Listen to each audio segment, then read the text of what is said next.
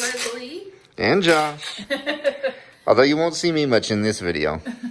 He's actually already been helping. He helped. I got my new air fryer in. We actually recorded a little bit earlier, yesterday, I guess, showing it being unpacked. But you can see it's a very beautiful purple. Looks like a giant grape.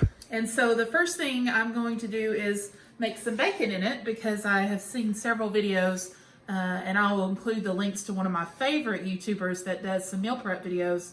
And she makes bacon in it, and it looks like it turns out really crispy, so I was excited about that. So I'm gonna try and see how this does. So I'm just putting it in the basket. You wanna show kind of what the inner basket looks like? There you go. Are you So supposed to put it on any kind of stand or anything, or you just lay it down on the bottom? You just lay it down on the bottom, is my understanding. Okay. Because she got all these accessories with it, and I don't know what any of them are, so... Well, I mean, that's what I'm doing now isn't an accessory. No, but there's a whole bunch of accessories over here on the counter. Well, there's like skewers and stuff like that, so. There's like a cake pan that came with it. A pizza pan. Just a small little one, like, you know, if you ever buy those like little DiGiorno personal pizzas, you could do that in there. I know that she had a lot of bacon in hers, but I don't know. Well, this is kind of just a test run, isn't it? Yeah, so I'm going to do 5 pieces.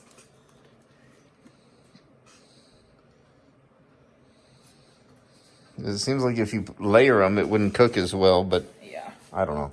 All right. So you just stick it in there, and then it's supposed to come on, and let's see. Push the button, Max. Okay. Oh, whoops, wrong way. So the temperature's on this side, and then the time is on this. So I'm going to do 400 degrees, and I'm going to just go off what she did, this Nicole Burgess, who cooks a lot of like keto meals and stuff.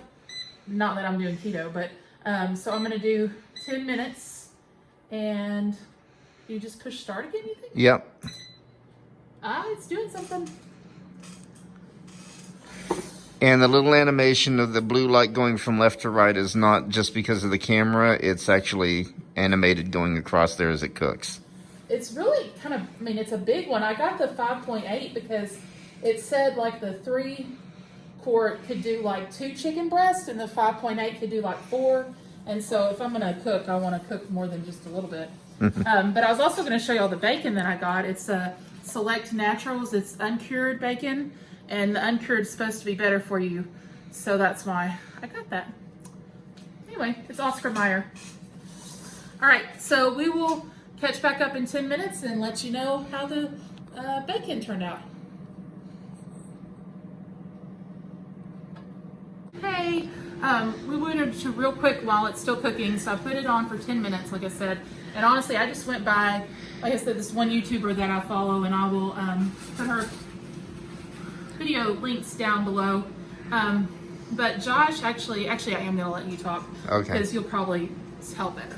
All right. So one of the reasons we bought this is we're going to be, as you all know, we're going to be transitioning to an RV here soon. And a couple of things to consider when getting something like this is, one, you know, where are you going to put it? Because, and I don't mean to store it, I mean when you're cooking with it. Because in the back here is where the steam and the heat is exhausted. In fact, you can see the warning right there for the, you know, telling you that vent's hot.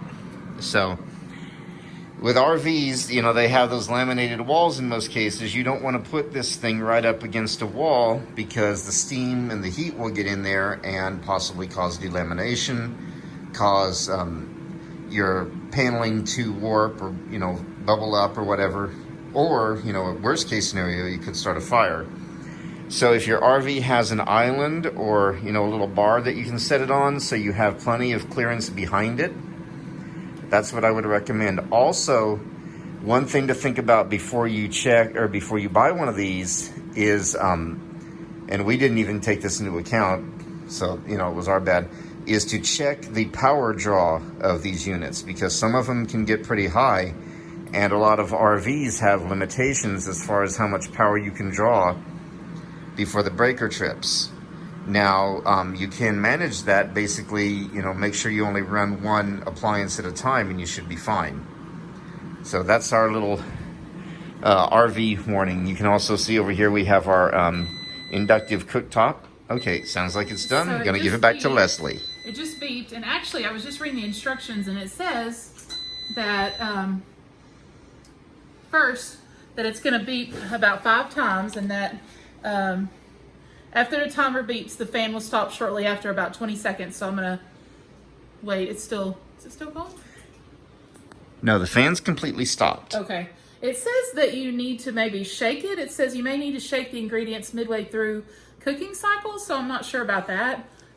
But it says to pull the pan out of the air fryer by the handle. The air fryer will automatically power down, so you don't have to, I guess, stop it or push the power button. Yeah. And carefully shake the ingredients inside the basket using the handle. Once you're done, slide the pan back into the air fryer and it'll resume the cooking cycle. So that's if you stop halfway through. Yeah. So basically, you won't have to hit stop or pause or anything on the control panel. You can take the basket out and it'll automatically pause cooking, but then when you put the basket back in, it'll start back up again. So we're gonna, it says to use of course, a pot holder. Pot holders are behind the stove. Okay, yeah, this one's probably not that good. You got 2 of them, but that's okay. I know I got 2 of them. Okay, well, good. Trust me, I know what I'm doing. Yeah. Not. Famous last words. Okay, so I'm taking it out. Oh, wow, yeah, I can see why you would shake it. Because it all kind of lumped up. Yeah. Yeah. So, yeah, we should have shaken it about halfway through, but that's okay. Okay, so lesson learned. That's all right. This is, well, we said at the beginning, this was a test run, so. It looks like it's fairly well cooked. So we might do, I don't know if the uncured needs to cook a little less. Let's see. Now we have a Cuisinart griddle. It's like one of those combo, griddle grills where you can flip the plates over and you get the ridges. Flip them the other way, you get the flat griddle surface. And I usually cook our bacon on that, but it takes a long time to cook on that. And part of the reason is I don't turn it up very high, because the grease starts to pop and splatter, and as close as I have to get to work, it's not good. So it looks really crispy. Let's try it. Go ahead. It's definitely crispy, but I mean, here, you try. It doesn't taste burnt. Yeah, it's definitely crispy. Do you think it's burnt? I don't think it's burnt. I was thinking I could use it as bacon bits in like a salad instead of like regular. Yeah. You missed a piece. Oh, thank you. No bacon left behind. That piece looks like it actually turned out good. Okay. So, I don't think just with the few pieces that we should have to drain it just yet, do you think? No, there's about what'd you say, about half an inch of clearance under there? Yeah. Okay, so we're going to make some more and see. I'm going to do it this time for 8 minutes. And I'm going to do the shaking process. Yeah, about 4 minutes in. I was going to say, be careful, those sides might still be hot. Yeah. Thank you for looking after me. No problem. I think I need to get better at cooking and experimenting in the kitchen instead of like feeling like it needs to be a certain way. Just try. That's right. You never know until you try. If you don't try, you'll never know. Okay. So I just did 4 pieces that time. I'm going to do 400 again. And then I'm going to set the timer for 8 minutes. And I'm going to shake it after 4 and see what happens. Here we go. All right, so it's halfway through, and I'm gonna shake it. Let's see, it's definitely cracking. Shake it up. But actually, I think not putting so many pieces in, so you might just want to do 4 because it's not all clumped up. Did we show how it got all clumped Yeah, up? we did. All right. So do you think I should move that piece a little? I mean, you can do whatever you want. That is true. Sorry. You can move them around or flip them over or do whatever, you know. I think it wants to stay that way. And we did wash this, just so you know. Well, we said at the end of the last video we were going to, so. All right. Okay, so. And it started right back up again. Yep. So we will check back with you in a couple minutes and show you how the bacon is. So we got less than a minute to go. All right, and I'm gonna let it sit for a few seconds.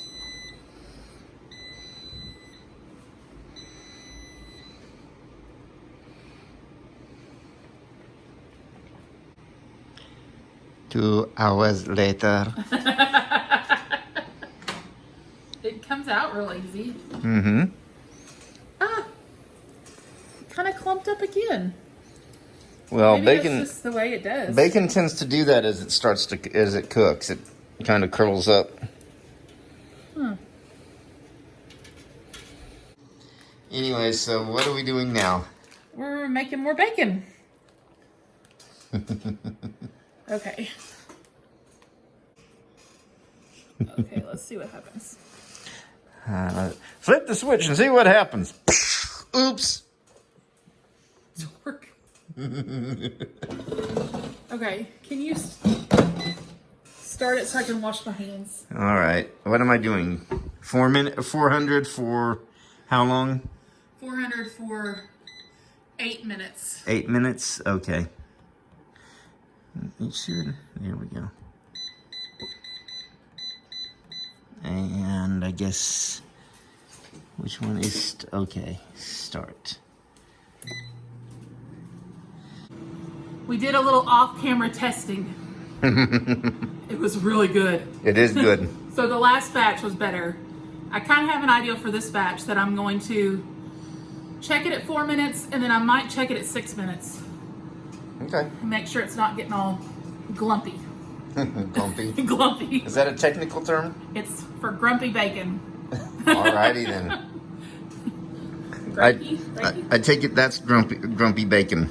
So anyway, okay. See you in a bit. Hey, I just wanted to show you, we just finished up. I did 2 packages of bacon. This is pretty much 2 packages, give or take a few pieces that the chefs tried and the cameraman. Yeah. It definitely got better as it went on as far as me figuring out what worked best. I did 8 minutes. So I started out at 400 degrees at 10 minutes and that got a little too crispy. It's still okay, but it was like very close to burnt. And then as we went on, I definitely think you have to do the shaking, that helps. So shake it about halfway through. And then what I did was I checked it 2 minutes after the halfway mark. So for 8 minutes, I did it 4 minutes, and then I checked it when there were 2 minutes left. And then I did about another minute, and I did check it again. And I think that most of the time I took it out at 8 or at 7 minutes. So you just kind of want to watch it. I did cook more. The first couple of times I only did 4 pieces each time, and I was worried about it because it was all clumping up. But the last time I actually did 6 pieces, and it was fine. I just made sure and checked it. So for me so far, I'm still very happy with it because I do not like popping grease. And so I don't like messing with bacon for that reason. So it tastes really good. It's really, really crisp. Did you like it, Josh? Mm-hmm. So, and what we're going to use this for is to actually make some breakfast sandwiches, and then I'm going to make some hamburgers and do some bacon cheeseburgers. So I will show you the rest of the meal prep. Here soon. See you soon. Hey, so we're letting the bacon cool, and Josh emptied the grease. Was that hard or? Nope. And now I am trying to, and I should have probably gotten these out a little bit sooner, but to cut these English muffins, I'm gonna make some meal prep, like some breakfast sandwiches. And these are the flourless sprouted whole grain English muffins. They're the Ezekiel 4-9 sprouted grain by Food for Life, and I got these from Walmart. I know that Kroger also has them.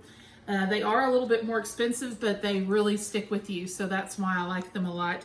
So I'm gonna make up, once the air fryer has cooled down, I'm gonna do some sausage in there too, and basically make some breakfast sausage and cheese sandwiches. And I was gonna get some more English muffins because I planned on doing 30 days worth and do some chicken ones. I like to get the egg white grill sandwiches from Chick-fil-A and just have them not do the egg because I don't like egg. But anyway, so I might do that later. So I will show you right now. I have the oven. Josh put the oven on for 375, is that right? Mm-hmm. And so I'm gonna try to toast these and then do the sausage. Okay, so we have started on our breakfast sandwiches. I've got the English muffins toasting in the oven. We did it at 375, and I'm just gonna let that cook for a couple of minutes. And then I've got some, this is my favorite, some of my favorite breakfast sausage. It's the Applegate Natural Breakfast Sausage Links, and it's chicken and maple. This is really good stuff. You like it too, don't you? Mm-hmm. Yeah. I get excited when I find something that's actually good for you that I like. So I'm not done this before, so I'm just putting a bunch of the sausage in the pan, and since we had just did bacon in it, we just emptied the grease and we're just gonna use it again. So that should be fine. Okay, we're gonna try 370 for 5 minutes to start. It's random. All right, I'll get back with you. All right. See you in a few when we see the results. Hey, so we just took the sausage out of the air fryer and it cooked for 5 minutes, and wouldn't you say, Josh, it is perfect. Yep, tastes good to me. Yeah, so we normally do this in the microwave because it is, I mean, it's fully cooked. It tastes so much better in the air fryer. I love breakfast. Love breakfast. Did you like it, Josh? Yeah, it was good. So it's, I think the chicken maple sugar, so it has 2 grams of carbs for a serving. A serving is 3 links. It's 110 calories, which is really good. And so it is awesome. If you've never tried this, it is really good. So now I'm waiting. I've got some more English muffins in the oven, and I'm going to do one more thing probably of sausage, and then start making some breakfast sandwiches to put in the freezer. Yay! So we got the English muffins slightly toasted, and probably not matching these up right, but that's okay. And I've got some wax paper, and so I'm just gonna start making the sandwiches. I do have some more sausage cooking. So I've just got the sausage and bacon, and I'm going to put 3 pieces of sausage.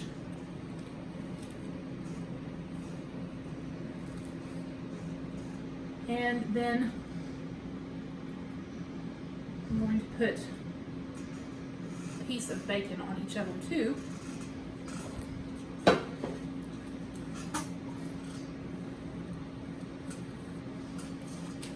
And some cheese. So I'm going to put the cheese in between the sausage and bacon. Actually, no, I'm going to put the bacon and then the cheese, just because the sausage is still probably kind of hot. I've not done these before, so this is all just testing to see what works, but I have watched other people's videos, so. And there were several videos that recommended putting a wet paper towel around the English muffin, but my husband has taught me to use a little cup of water in the microwave when I'm cooking stuff, and so I think that'll have the same effect, don't you think? Mm-hmm. Yeah, so I'm not going to do that because honestly that's just not something that I want to do. So here's what this looks like. Like I said, I've got the cheese, 1 piece of bacon, and 3 pieces of that chicken and maple sausage, and I am going to wrap them in the wax paper, and then I'm gonna put some in a freezer bag. Where are the freezer bags? Anyway, so that's my plan. So I will show you when I've got them all prepped and stacked and ready to go. I also got, so I got some mild cheddar, and then I've got some pepper jack. anyway. So we'll probably go ahead and post the video, but then in a couple of days I'll try these and see how they heat up. Or we might wait, I'm not sure. Whatever. What do you think? We can go ahead and post this tonight and then do the results the next couple of days. So, anyway, all right, I'm gonna keep doing this, and then I will go on to the next thing. Okay. All right, so here are all the breakfast sandwiches, all prepped. I did them in wax paper, and now they're in double sealed freezer bags, ready to go in the freezer. I tried to make sure I got all the air out of the bags. So I will let you know how they freeze in an upcoming video.